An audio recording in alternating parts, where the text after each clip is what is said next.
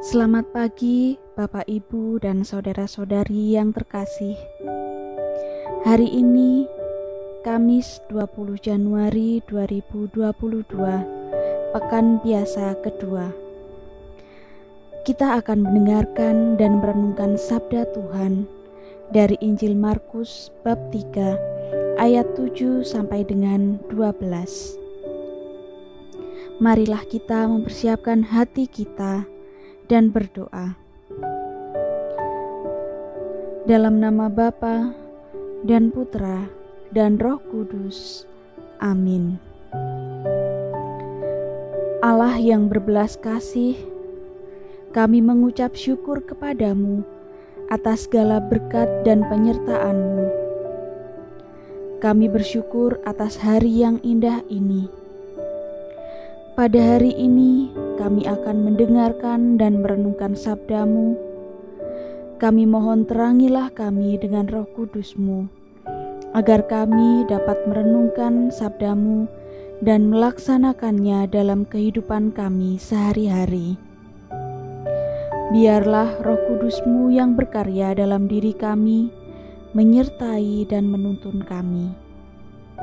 Semua doa ini kami serahkan kepadamu, demi Kristus Tuhan kami. Amin.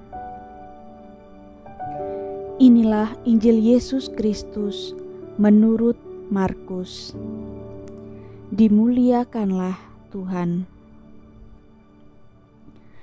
Kemudian Yesus dengan murid-muridnya menyingkir ke danau, dan banyak orang dari Galilea mengikuti Dia.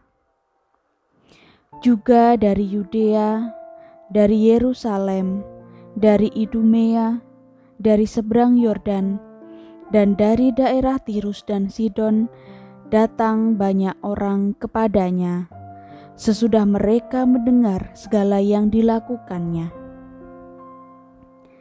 Ia menyuruh murid-muridnya menyediakan sebuah perahu baginya, karena banyak orang itu, supaya mereka jangan sampai menghimpitnya.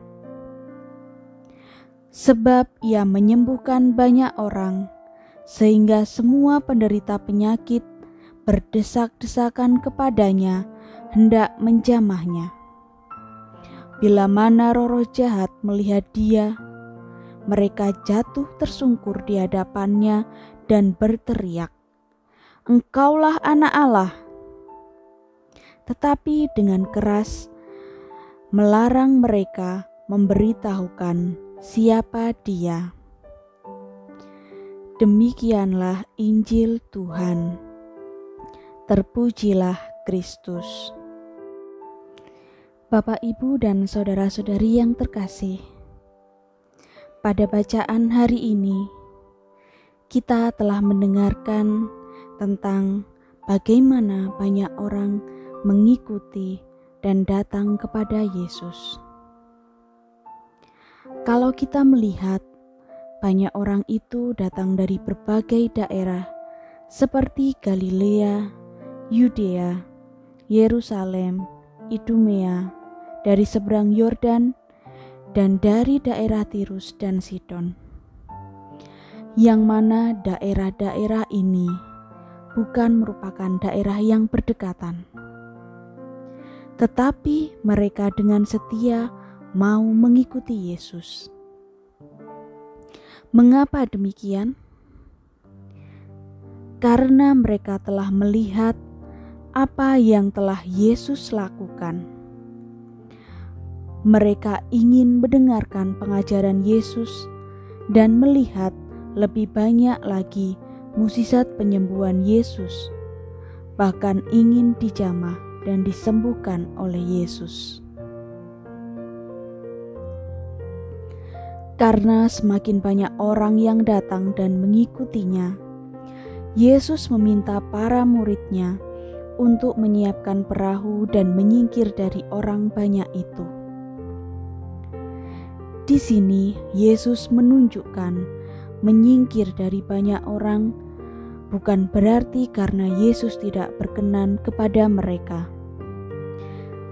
Yesus bukanlah seseorang yang ingin dihormati atau diagungkan atas apa yang telah dilakukan. Semua yang telah ia lakukan bukan karena ingin memuliakan dirinya sendiri, melainkan untuk kemuliaan Allah, agar semakin banyak orang yang percaya dan memuliakan Allah. Inilah tujuan pewartaan yang dilakukan oleh Yesus.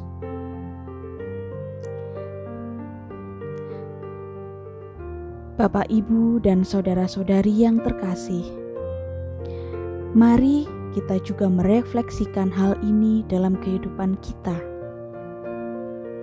Jika dilihat dari mukjizat-mukjizat penyembuhan yang telah dilakukan oleh Yesus, Yesus menyembuhkan orang sakit karena imannya kepada Allah. Semua orang yang datang untuk mengikuti Yesus adalah mereka yang mengalami sakit, dan dengan penuh iman mereka percaya bahwa Yesus akan menyembuhkan mereka, bahkan hanya dengan menjamahnya. Begitu juga dengan kita. Kita juga sama seperti orang yang sakit tadi yang datang kepada Yesus. Kita juga mengalami baik penyakit secara fisik maupun rohani. Maka kita juga perlu datang kepada Yesus supaya kita menjadi sembuh. Alasan konkret kenapa kita harus datang kepada Yesus sudah diungkapkan oleh roh-roh jahat seperti dalam bacaan hari ini. Bila mana roh-roh jahat melihat dia, mereka jatuh tersungkur di hadapannya dan berteriak, "Engkaulah anak Allah." Ya, karena kita tahu bahwa Yesus adalah anak Allah. Kita tahu bahwa Yesus mempunyai kuasa untuk menyembuhkan dan memulihkan kita dari sakit penyakit yang kita alami. Dengan iman kepada Allah inilah Yesus mampu menyembuhkan kita. Tetapi kenapa Yesus melarang orang banyak menyatakan siapa dirinya? Karena Yesus tahu apa dan bagaimana ia harus melakukan misi penyelamatan ini. Maka marilah kita dengan penuh iman senantiasa datang kepada Yesus dengan penuh iman, agar Yesus mau menyembuhkan kita dari penyakit kita secara fisik maupun rohani yang ada dalam diri kita. Jika kita mau disembuhkan, datanglah dan memohon dengan penuh iman kepada Yesus. Semoga berkat sabda Tuhan hari ini senantiasa menguatkan iman kita akan Yesus, sumber keselamatan sejati bagi kita. Tuhan Yesus Kristus, Engkaulah sumber keselamatan sejati bagi kami. Kami percayakan kepadamu dalam setiap pergumulan hidup kami, segala sakit penyakit yang kami alami. Sudilah kiranya Engkau sendiri yang menyembuhkan dan memulihkan. Semoga melalui sabdamu hari ini dapat senantiasa menguatkan dan meneguhkan iman kami.